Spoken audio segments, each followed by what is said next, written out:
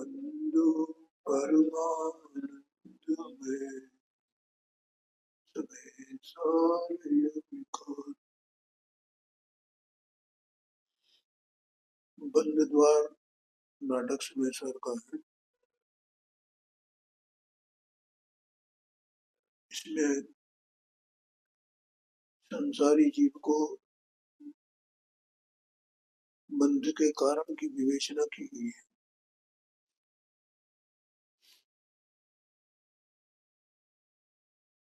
और 36 छंद हो गए मेरे ख्याल से। आज 37वें छंद से अपन प्रारंभ करेंगे।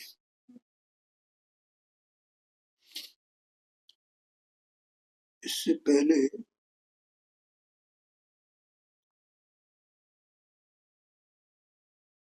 इसमें जीव का जो उपयोग है या यूं कहें कि परिणाम है, परिणाम के स्वरूप पर चर्चा थी। और इसमें एक प्रश्न आया था 33 नंबर के छंद में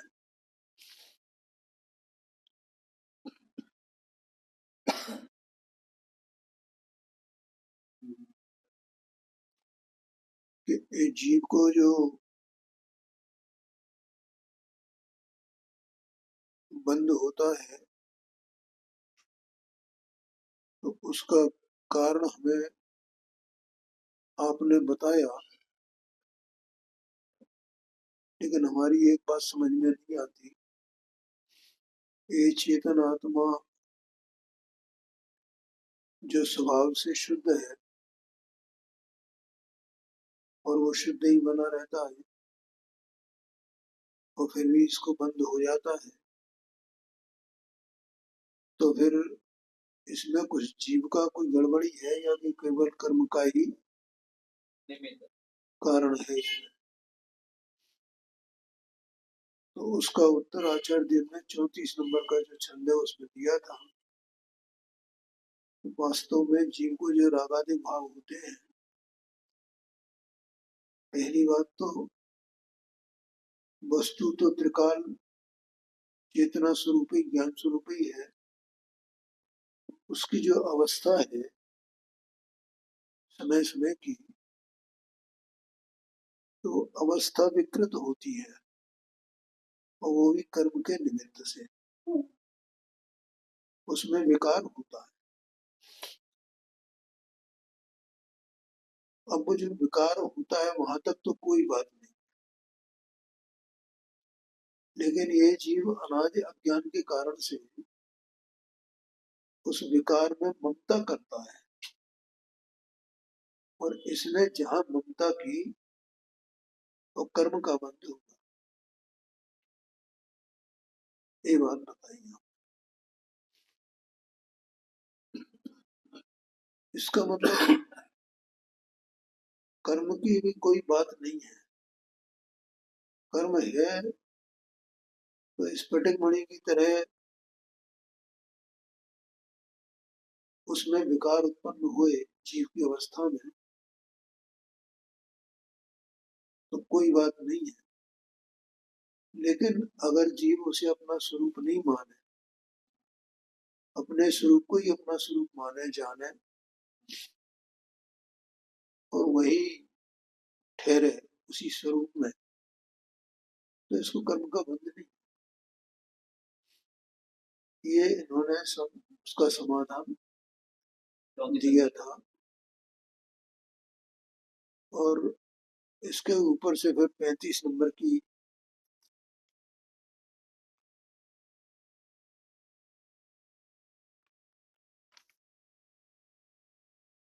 जो छंद है उसमें भी इसी प्रकार का दूसरा दृष्टांत दे करके बताया। और 36 नंबर के छंद में जीव और कर्म दोनों का लक्षण बताया कि कर्म तो जड़ है, औद्गलिक है, और जीव चेतन वस्तु है। और चूंकि कर्म जड़ है तो उनके निमित्त से जीव की अवस्था में जो विकार होता है वो भी परमार्थ से देखा जाए तो जीव का स्वभाव नहीं होने से वो एक तरह से पुद्गल का ही स्वभाव है। इसलिए चेतन को अपने लक्षण से अपने स्वरूप को समझना चाहिए और उसमें ठहरना चाहिए, तो इसको बंद नहीं हो। अब आत्मा की परिणति पर कुछ यहाँ चर्चा करते हैं 37 नंबर के छंद में।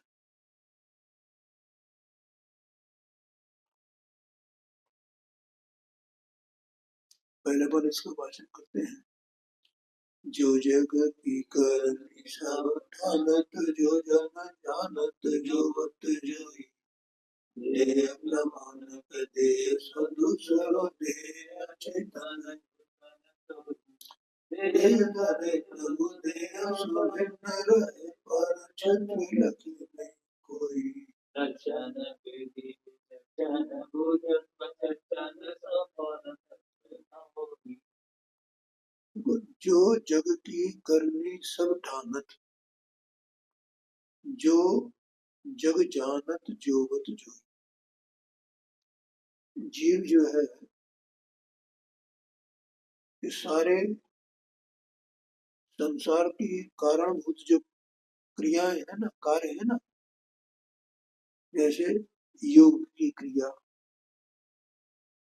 ठीक है, राग की क्रिया, द्वेष की क्रिया, ये संसार संबंधी क्रियाएं हैं जीव की।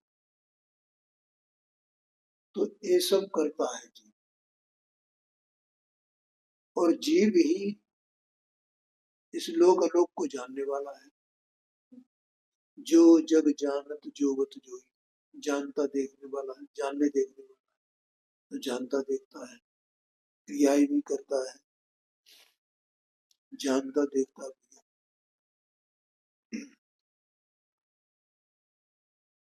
देह प्रमाण पे देह से दूसरा, देह प्रमाण है पर देह से अन्य है, देह नहीं है। देह अचेतन चेतन सोई, देह तो अचेतन है और आप चेतन है, भले देह प्रमाण है, दोनों न्यारे न्यारे हैं। देह धरे प्रभु देह सो भिन्न, रहे परछन्न लगे नहीं कोई। देह धारण करता है तो भी देह रहते हुए भी देह से भिन्न ही रहता है।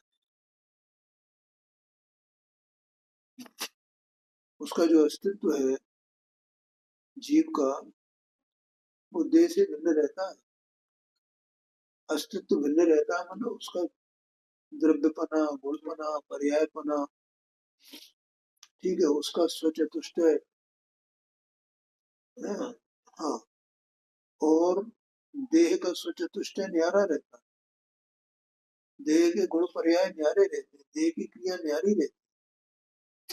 जीव देह में रहता हुआ भी अपनी क्रिया तो करता है, लेकिन देह की क्रिया नहीं करता। लिखा ना इसमें ऊपर, जो जग की करनी सब ठानत, अपनी क्रिया तो करता है लेकिन देह की क्रिया या अन्य द्रव्य की क्रिया वो नहीं करता है। ये बताना है, देह को और जीव को भिन्न भिन्न बताना है। समझ में आया कि नहीं? देह की क्रिया देह करती है, उद्गल है ना देह, और जीव की क्रिया जीव करता है। जीव देह की क्रिया न करे और देह जीव की क्रिया न करे। वो क्या है इसमें यहाँ दिया भी है। देह धरे प्रभु देह सो भिन्न, रहे परछन लगे नहीं कोई। देह में रहता हुआ देह से भिन्न ही रहता है, लेकिन दिखाई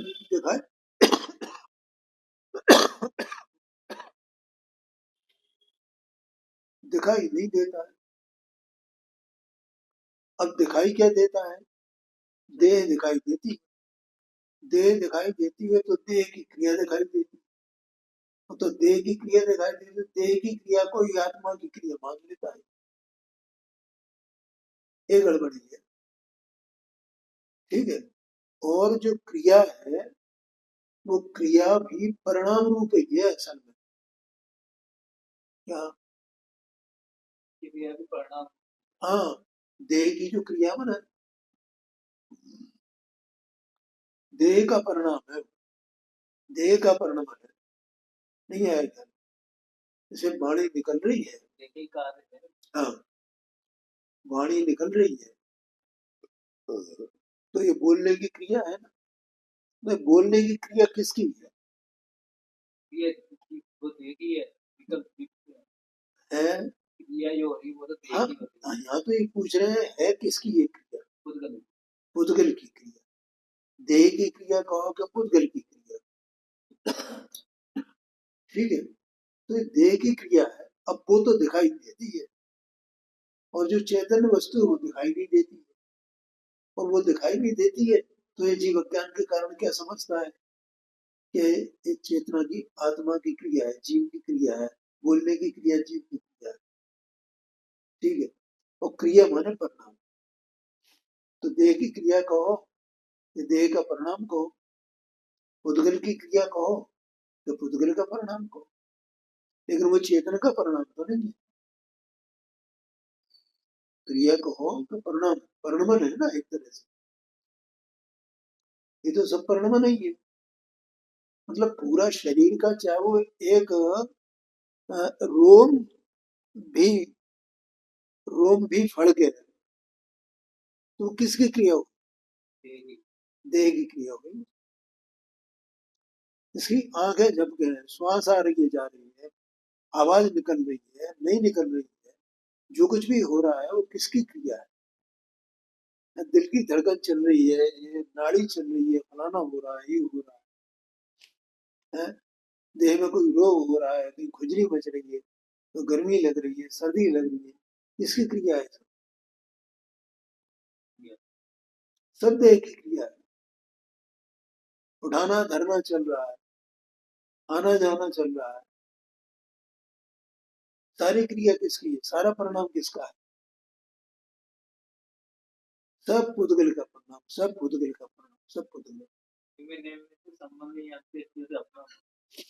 हाँ, ये बात है। लेकिन पहले ये तो तय करे, ये तो देह की क्रिया है भाई। तो वो फिर आत्मा का क्या है? आत्मा का, अरे आत्मा का भी है उसमें। आत्मा का आत्मा के पास है, देह का देह के पास है। देह की क्रिया वो आत्मा नहीं कर रहा है, आत्मा की क्रिया हो रही है, आत्मा का परिणाम हो रहा है, वो आत्मा करता है। यही ऊपर ये कहा जो जग की करनी सब ठाना। आ गया समझ में? लक्षण वेद विवक्षण बूझत। जो विचक्षण व्यक्ति है अर्थात ज्ञानी है, वह लक्षण को पहचानता है। किसके किसके लक्षण को पहचानता है? जीव के लक्षण को पहचानता है और बुद्धगर के लक्षण को पहचानता है। और उसके लक्षण को पहचान करके उनके चतुष्टय को जानता है, उनके लक्षण को जानता है, उनके उत्पाद द्रव्यत्व को जानता है, उनकी गुण पर्यात्मकता को जानता है, और बिल्कुल भिन्न भिन्न जानता है, भिन्न भिन्न भाषित होता है। अच्छन सो प्रत्यक्ष न हो, इंद्रियों से वो प्रत्यक्ष नहीं होता है। वो तो विचक्षण पुरुष जो भेद विज्ञानी है, तो भेद विज्ञान से वो जाना जाता है, ये कहना है। आया समझ में ओम प्रकाश जी? कैसे कैसे जाना जाएगा? लक्षण, लक्षण से। लक्षण कौन जानता है? जो भेद विज्ञानी जीव है वो उसको जानता है, लेकिन इंद्रिय ज्ञान से वो नहीं जानता। ऐसा यहाँ पर कहना है। अर्थ है जो संसार की सब क्रियाएं करता है, संसार की माने संसार संबंधी, चतुर्बुद्धि गमन, हाँ हाँ जी, हाँ जी, हाँ जी। तो गमन माने कि एक देह छूटती है ना, तो ये गमन करता है। अभी योग बताया मैंने, योग जो है वो कौन करता है? आत्मा करता है उस योग को। मन वचन काय का तो अवलंबन रहता है, वो तो जड़ है, चेतन। योग की क्रिया आत्मा की क्रिया है, ठीक है। योग विकल्प हो, योग विकल्प हो गया नहीं। योग माने आत्मा के प्रदेशों का परिस्पंदन, कंपन, इसका नाम योग है। और मन वचन का उसमें निमित्त है, तो वो क्रिया राग द्वेष की क्रिया जो आश्रम और बंध का कारण है, ये आशय है। जो संसार की सब क्रियाएं करता है, जो जगत को देखने जानने वाला है। अब देखो यहाँ संसार की सब क्रियाएं करता, अब लिखा तो ऐसे ही है, लिखा तो ऐसे ही जाएगा। अब जीव समझ लेगा, देह की क्रिया कोई पढ़ने वाला होए जिसे नहीं ज्ञान होए यथावत, वो क्रिया माने क्या? तो पंच महाव्रत की क्रिया मान लेगा, अणुव्रत की क्रिया मान लेगा। जो जगत को जानने देखने वाला है, जो शरीर के बराबर माने शरीर प्रमाण है, पर शरीर से पृथक है, माने जिसका अस्तित्व सत्ता शरीर की सत्ता से न्यारी है। शरीर जड़ है और वह चेतन है, वह प्रभु आत्मा यद्यपि देह में है पर देह से निराला है, वह ढका हुआ रहता है,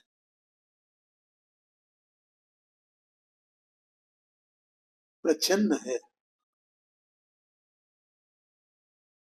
सबको दिखाई नहीं देता।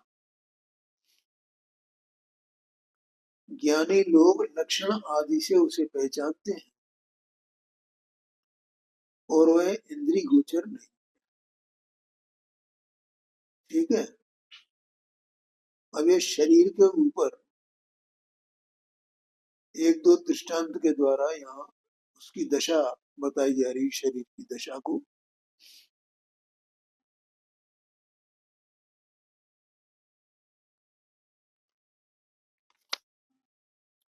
पहले अपन इसका पाठ करते हैं, और 39 नंबर की है और 40 नंबर की भी, और 41 नंबर का, सभी देह के ऊपर ही है, सारे के सारे छंद चारों। तो देखो पहला छंद अपन पढ़ते हैं। देह अचेतन प्रेत धरी रजरित भरी मल पित की क्यारी, व्याधि की कोट अनादि की ओट, उपाधि की जोट समाधि सुन्यारी। त्रिजिय देह करे सुख हानि, ते पर तो तुई लागत प्यारी। देह तो तुई तजे निदान पे तुई तजे की न दे।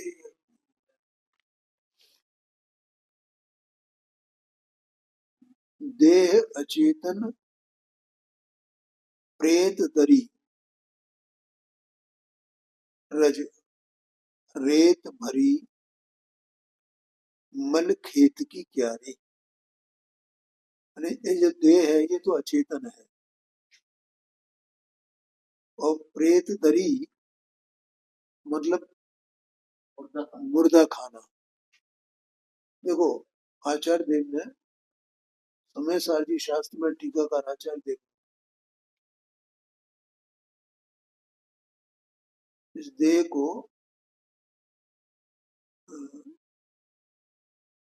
क्या नाम दिया है उन्होंने?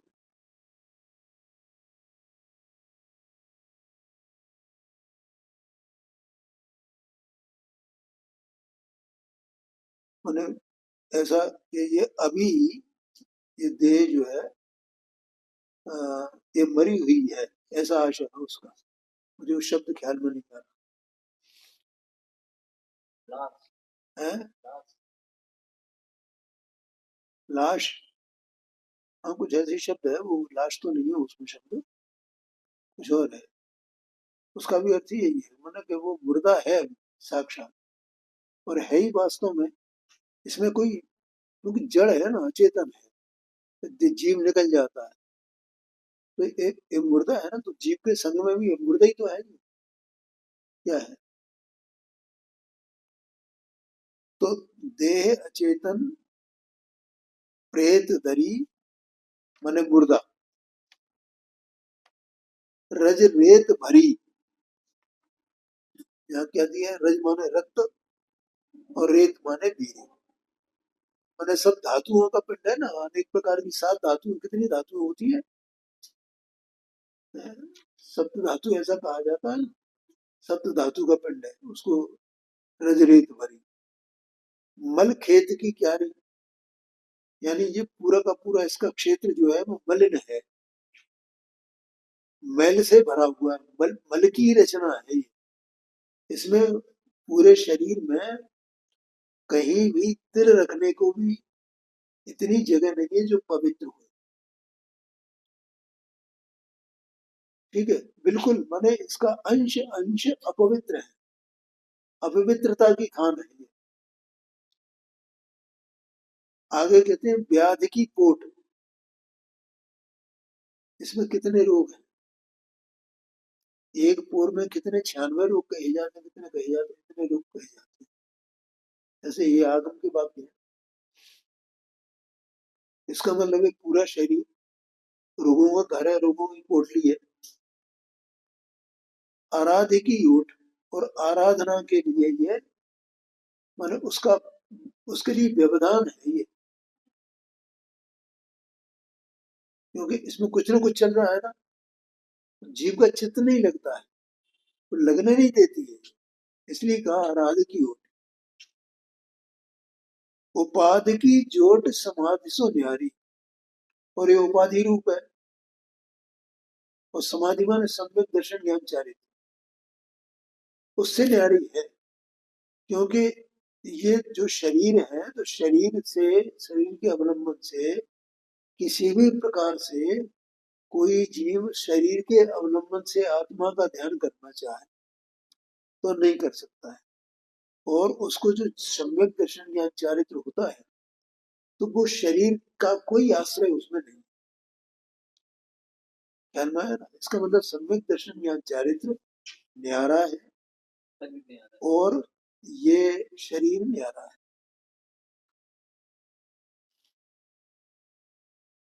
रेच ये देह करे सुखाने, इते पर तो ये लागत प्यारी। हे जीव, ये देह जो है तेरे तेरे को चैन नहीं लेने देती है, तेरे सुख में बाधक है, तो भी तू उससे अनुराग रखता है। देह तो ये तजेगी निदान, ये निश्चित है, या निदान का मतलब निश्चित। कल निदान की बात आई थी ना, निदान का कारण आया था। हाँ हाँ, अब यहाँ पर माने निश्चित, नियम से, पक्का, 100%। देह तो ये तजेगी निदान, पे तू ही तजे किन देह की यारी। कि जब ये देह तुझे छोड़ने वाली है, हे चैतन्य वस्तु, हे आत्मन, ज्ञानानंद स्वभावी वस्तु, ये देह तुझे छोड़ने वाली है, तो तू जो चेतन वस्तु है, तू ही इसके प्रति जो तेरा अनुराग है उसे क्यों नहीं छोड़ देता है। उसमें छठाला में भी आता है ना, 12 भावनाओं में, अशुचि भावना में, अस देह करे कि यारी, वहां भी ऐसा आता है कि इसकी ऐसी देह से यारी क्यों करता है, मैंने उससे अनुराग क्यों करता है, उसे प्रेम क्यों करता है।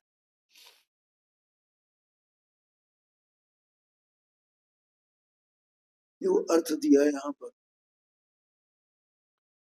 देह जड़ है, मानो एक मुर्दा खाना ही है।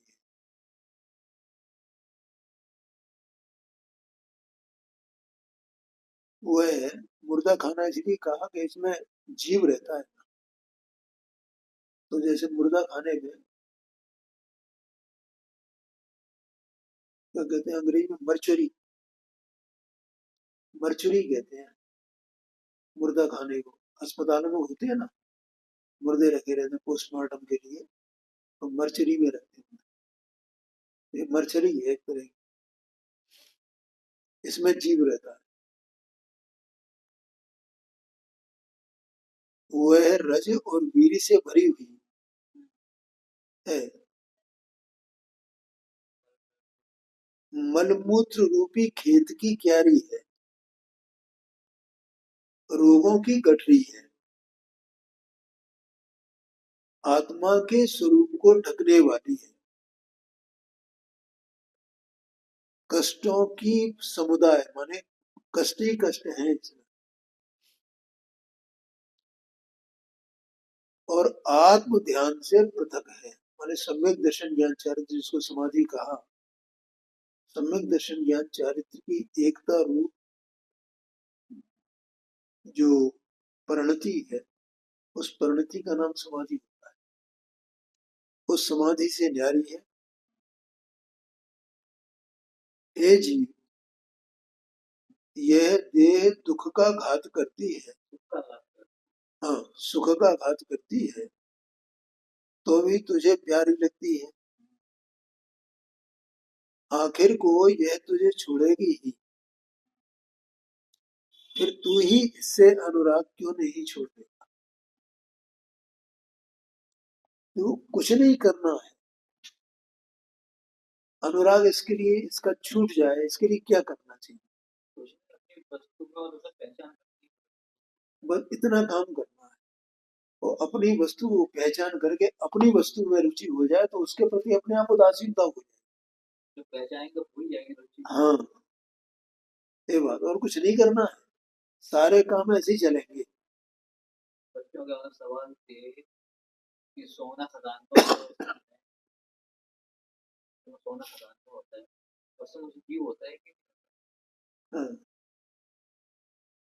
हाँ ठीक है, होता है जीव उस समय खदान में, हाँ बिल्कुल है, एक इंद्रिय जीव है, एक इंद्रिय है, तो क्या समूचे जीव होते हैं? नहीं, वो समूचे जीव होते हैं बोले नहीं, वो खदान भी तो एक इंद्रिय है ना, अपने पत्थर ही है, पृथ्वी का एक है ना, इसलिए इसलिए वो एक इंद्रिय है। मैं क्या कह रहा था, तो उसमें करना कुछ नहीं है,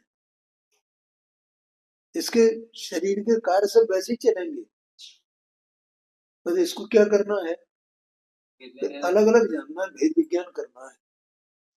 देखो थोड़ा दृष्टांत तो वैसा है, वाला आया था एक दृष्टांत, अच्छा तो अपने है ना, दृष्टांत आया कि एक व्यक्ति थकिया रह रहा है, तो उन्हें अपना मानना है, किसी व्यक्ति के द्वारा उसे अपना और कुल का पता पड़ा, फिर निमित्त के हिसाब से वो कार्य तो हुआ, पर वो अपने में तो छूटना जाएगा। मैं दूसरी बात कह रहा,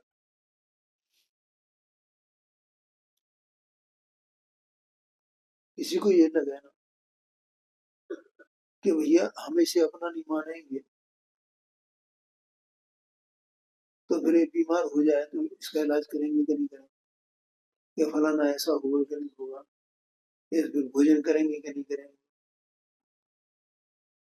ठीक है। तो इस पर मैंने एक दृष्टांत था, है तो थोड़ा अटपटा वो दृष्टांत, जैसे किसी के परिवार में किसी व्यक्ति का वियोग हो जाए, तो उसके वियोग हो जाने पर संसार के कार्य तो सब वैसे के वैसे चलते ही है ना, रुक थोड़ी जाते हैं, नहीं आएगा, या नहीं साहब इसके चलने से, इसके रहने से वो संसार के कार्य चल रहे थे, खाना पीना उठना बैठना आना जाना मिलना जुलना है, उड़ना पहनना, सारे काम चलते ही चलते ही। ऐसे ही जीव और चेतन की भिन्नता का ज्ञान करने पर और अपने वस्तु में अपनापन आने पर ये कार्य सब चलते रहेंगे, है? शरीर बीमार हो जाए तो उसको जो है वो ट्रीटमेंट देगा, सब चलते रहेंगे, माने उसको वैसे विकल्प हिताय जैसा आने होंगे वो आएंगे, सब करेगा ही करेगा, ऐसा आशय। तो इस प्रकार से यहाँ तो एक ही बात है, और एक बिल्कुल सरल से सरल उपाय है, इसमें और कुछ है ही नहीं, केवल जीव को अपने स्वरूप को जानना है, बस एक एम है। ऐसा जान गया, देह में से गति छूट गया, अपने आनंद में है। किसको जानता है, तो सारी चीजों बिल्कुल। संबंध तो है ना, संयोग से संबंध तो है ना, तदादृश संबंध नहीं। हाँ, और जान करके उसका श्रद्धान जो प्रतीति हो जाती है ना, वो बहुत मूल्यवान है। सबसे बड़ी बात तो ये है, तो प्रतीति, हाँ, तो प्रतीति हो जाती।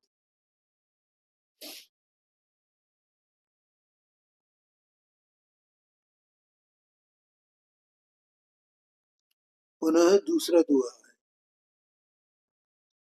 फिर वही बात कहते हैं, देखो